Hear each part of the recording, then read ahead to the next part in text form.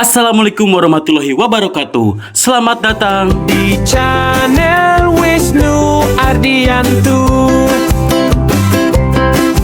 Kita maju bersama. Yeah, yo!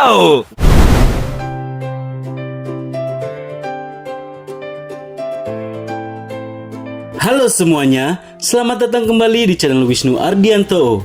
Di video kali ini, kita akan membahas kisah perjalanan yang sangat panjang, unik, dan luar biasa dari sebuah merek yang awalnya cuma mie instan sederhana. Ya, kita lagi ngomongin Indomie, mie instan kebanggaan Indonesia, yang entah bagaimana ceritanya, bisa jadi primadona di Afrika, terutama Nigeria. Tapi cerita ini bukan cuma soal mie, ini perjalanan tentang bisnis, budaya, ekspansi besar-besaran, sampai bagaimana sebuah produk dari Indonesia bisa menjadi identitas nasional di negara orang. Mari kita mulai dari paling awal.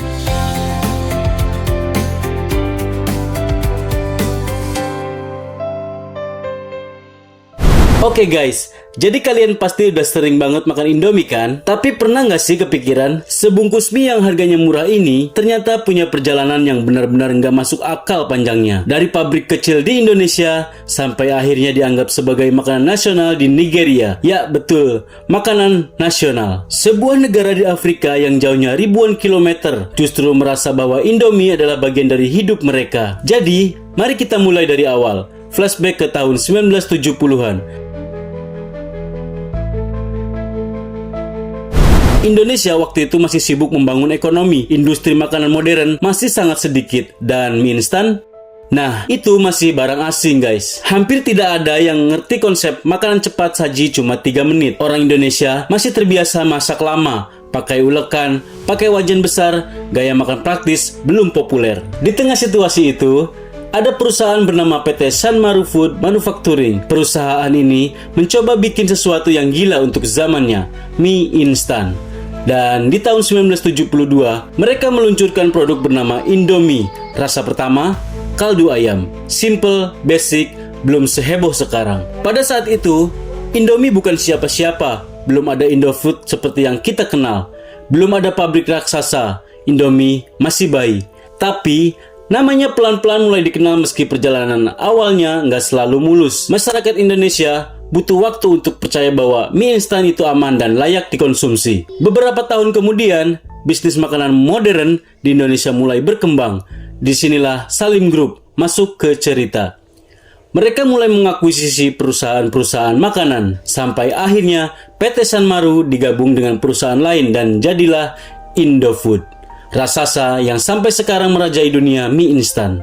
Tapi, titik balik besar Indomie baru datang pada tahun 1970-an. Waktu itu tim R&D Indomie punya ide yang kedengarannya aneh banget. Gimana kalau kita bikin mie instan tanpa kuah? Kalian harus ingat, konsep mie instan saat itu identik dengan kuah. Gak ada yang nekat bikin versi goreng. Tapi karena orang Indonesia suka banget sama mie goreng, tim ini jalan terus dan akhirnya boom, Indomie goreng lahir. Guys, ini bukan cuma produk biasa.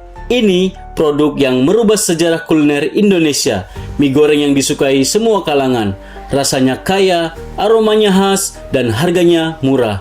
Indomie resmi naik pangkat dari makanan darurat jadi makanan favorit. Generasi 80-an dan 90-an tumbuh dengan Indomie sebagai teman setia. Dari anak kos, pekerja malam, sampai bos-bos kantoran, semua makan Indomie.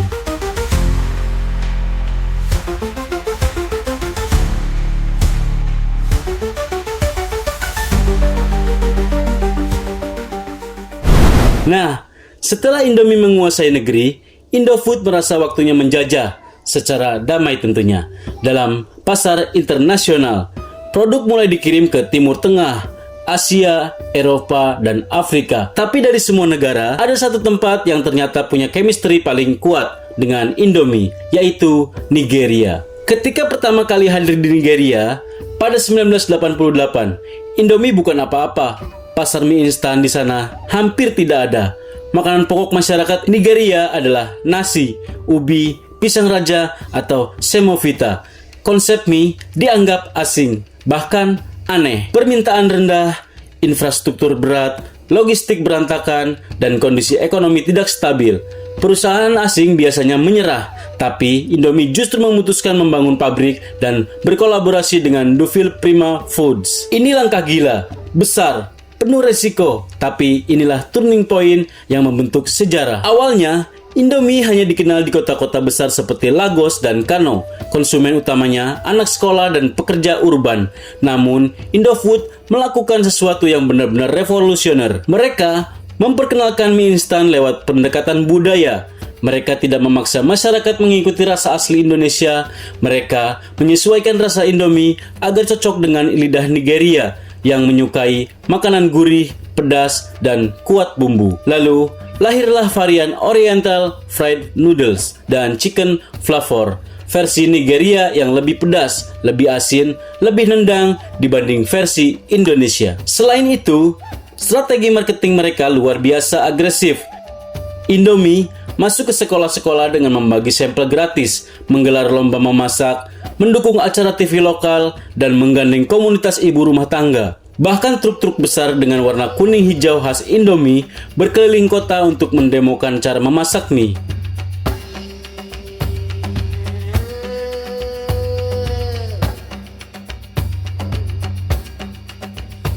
Ketika krisis ekonomi membuat banyak makanan produk menjadi mahal, Indomie menang karena menawarkan solusi cepat, murah, dan mengenyangkan. Perlahan-lahan, mie instan mulai menjadi alternatif harian. Anak-anak Nigeria tumbuh dengan Indomie sebagai bagian dari makanan rumah. Remaja menjadikannya menu favorit karena mudah dibuat. Para ibu memilihnya untuk sarapan kilat, dan tanpa disadari, Indomie berubah menjadi budaya. Pada titik ini, persaingan mulai muncul. Banyak brand lokal dan impor mencoba untuk memanfaatkan pasar mie instan yang meledak di Nigeria. Namun, masyarakat sudah terlanjur jatuh cinta pada Indomie. Semua mie instan dengan kata Indomie. Sama seperti orang Indonesia menyebut air mineral dengan nama brand tertentu. Pertumbuhan konsumsi mie instan di Nigeria meningkat sangat cepat hingga melampaui banyak negara Afrika lainnya. Indomie kemudian membangun pabrik kedua, ketiga memperluas distribusi, dan kini memiliki ribuan tenaga kerja lokal. Hubungan emosional terbentuk bagi sebagian warga Nigeria. Indomie bukan hanya makanan, ini adalah bagian dari masa kecil, bagian dari kebiasaan keluarga, bahkan simbol modernitas. Yang paling menarik adalah bagaimana Indomie akhirnya disebut-sebut sebagai makanan nasional Nigeria. Gelar ini tidak datang dari pemerintah, tetapi dari masyarakat yang merasakan sendiri betapa dominannya Indomie di kehidupan sehari-hari. Menu Indomie dan egg menjadi sarapan klasik yang nyaris ada di seluruh penjuru negeri. Warung-warung kecil, pedagang pinggir jalan, bahkan restoran lokal menjual variasi olahan Indomie dengan gaya Nigeria. Media sosial tentu turut memperkuat fenomena ini, di mana ribuan konten kreator memposting resep, parodi, hingga ulasan tentang Indomie. Keberadaan Indomie juga mempengaruhi ekonomi. Ia menciptakan lapangan kerja besar, menjadikan pemasok gandum lokal ikut naik, dan membuat sistem logistik nasional lebih modern. Banyak pengusaha kecil di Nigeria memulai bisnis dari menjual Indomie. Dalam kehidupan sehari-hari, Indomie hadir saat anak sekolah kelaparan, saat mahasiswa butuh makanan cepat, saat keluarga ingin makan kilat, bahkan saat seseorang ingin memasak sesuatu yang aman dan pasti enak. Kehadirannya begitu kuat, hingga sulit dipisahkan dari identitas kuliner modern Nigeria.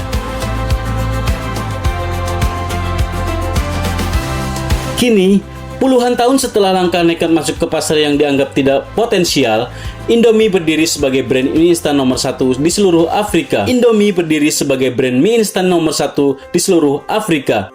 Tidak lagi asing, tidak lagi dianggap makanan murah, tapi simbol kemajuan industri makanan modern. Dari Indonesia ke Nigeria, dari rasa ayam bawang ke rasa pedas ala Afrika, dari produk kecil sampai nyaris tidak dianggap, hingga menjadi legenda kuliner lintas benua. Begitulah perjalanan panjang Indomie. Dan yang paling menarik, semua itu berasal dari sebungkus mie instan yang lahir sederhana pada tahun 1969. Siapa sangka, kisah kecil itu akan berakhir menjadi cerita global tentang strategi bisnis, adaptasi budaya, inovasi rasa, dan hubungan emosional antara makanan dan manusia. Dari Indonesia untuk dunia, dan dari dunia kembali ke meja makan. Indomie membuktikan bahwa kadang ikon global tidak lahir dari teknologi rumit atau ide mewah, tapi dari sesuatu yang sangat sederhana, rasa yang bikin orang merasa pulang dimanapun mereka berada.